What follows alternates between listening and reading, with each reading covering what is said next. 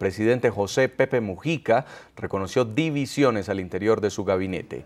El mandatario dijo que el gobierno enfrenta factores de desgaste que, según él, son comunes en el ejercicio del poder.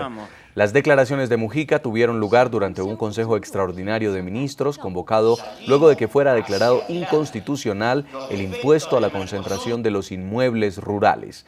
En la reunión, según reseñó la prensa en Montevideo, el vicepresidente Danilo Astori habría reivindicado su derecho a conducir la política económica del país, apoyando al ministro de la cartera Fernando Lorenzo, cuya gestión ha sido cuestionada públicamente por algunos compañeros del equipo de gobierno. NTN 24 debate la noticia a esta hora 3 de la tarde con 15 minutos en Montevideo, Uruguay. Vamos a establecer contacto con Jaime Trobo, diputado por el opositor Partido Nacional y también presidente de la Comisión de Asuntos Internacionales de la Cámara de Diputados de Uruguay. Diputado, gracias por acompañarnos aquí en el informativo de NTN 24. Bienvenido. ¿Qué tal, Jason? ¿Qué tal, Ruth? Y muchas gracias por vuestro llamado a Montevideo. Y un saludo, naturalmente, a toda la audiencia latinoamericana. Igualmente. Quisiera empezar preguntándole a qué cree usted que se refiere esto de factores de desgaste que ha mencionado el presidente Mujica dentro de su gabinete y qué implicaciones palpables se reflejarían a partir de este llamado desgaste. Mire, el gobierno del presidente Mujica es un gobierno que ha tenido mucha popularidad internacional, pero no ocurre lo mismo a nivel interno en el Uruguay. En Uruguay la aceptación de la presidencia de Mujica no supera el 50% de la opinión pública. Y los primeros 3 años del gobierno han estado pautados por un boom económico, sobre todo de la producción de productos primarios, la producción agrícola y pecuaria, que le ha permitido al Uruguay, gracias a los precios internacionales, tener un florecimiento económico realmente muy importante. Durante estos 3 primeros años ha habido además una asignación de recursos públicos gracias a esa bonanza económica en todos los ministerios que han sido milimétricamente repartidos entre los distintos partidos que integran el Frente Amplio. Ocurre que cuando la economía empezó a dar señales inadecuadas, cuando comenzó a subir el déficit sin que pueda ser controlado por el gobierno, cuando la inflación trepó prácticamente al 10%, en una cosa inédita porque Uruguay está acostumbrado a vivir en inflaciones de un dígito desde hace ya muchos años, empezaron a haber problemas dentro de la propia composición del gabinete porque hay diferencias profundas entre diversos sectores de la coalición de gobierno. Hay posiciones de sectores con un fuerte y marcado estatismo, radicales políticamente en lo que tiene que ver con la visión socialista, y hay sectores que pueden considerarse de más moderación o más centristas.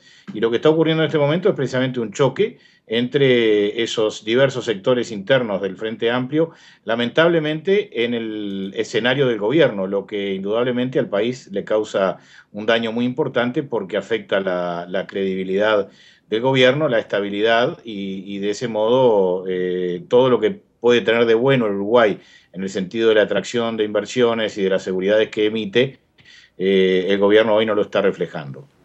Señor Trobo, ¿por qué impulsar este polémico impuesto que buscaba evitar la concentración de la tierra y no consultárselo justamente al vicepresidente? ¿Por qué Mujica lo impulsa y no se lo consulta a su vicepresidente, que es el que en teoría está encargado de la política económica del país? ¿No confía en él? Mire, lo que ha ocurrido en el Uruguay es lo siguiente. En estas horas, la Suprema Corte de Justicia declaró la inconstitucionalidad de un impuesto, como ha declarado en algunas otras ocasiones la inconstitucionalidad de algunas otras leyes, algunas vinculadas a la tributación, y eso es lo que ha hecho, digamos, lo que ha generado mayor tensión en el gobierno, porque cuando se aprobó ese impuesto, que es bueno señalarlo, fue aprobado con la totalidad de los votos de los partidos que integran el gobierno, inclusive los votos del actual vicepresidente de la República. El vicepresidente de la República tuvo en su momento una tímida oposición que por supuesto no configuró en la oposición de sus legisladores y terminó admitiendo que se aprobara ese impuesto. Hoy, cuando la Corte declara la inconstitucionalidad de ese impuesto, el vicepresidente de la República señala que él había advertido lo mismo desde hace un tiempo y que la solución impositiva que se presentó, él la había admitido para mantener la cohesión del gobierno, pero esto le está dando la razón. Pero no, la cuestión no está solamente vinculada a la derogación del impuesto por parte de la Suprema Corte de Justicia.